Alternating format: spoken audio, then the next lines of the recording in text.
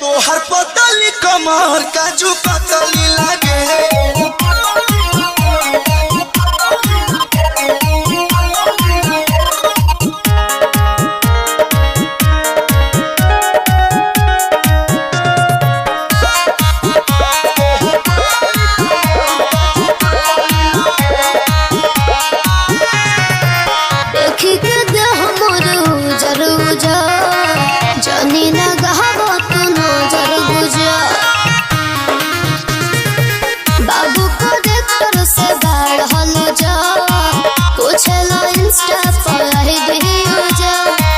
पूरा बदन हम खमली लगे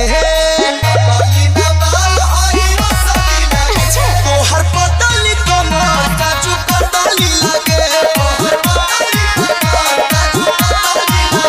तोहर पतली कमर काजू कतली लगे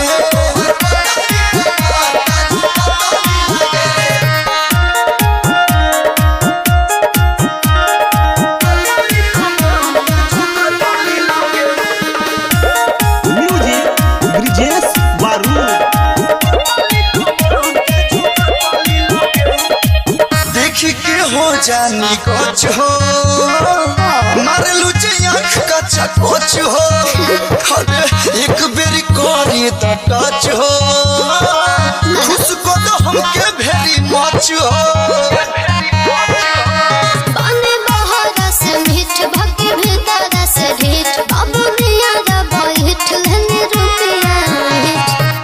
गजब के तोर हड्डी पसली लगे है तोहर पतली कमर काजू कतली लगे तोहर पतली कमर काजू कतली लगे खाटली करे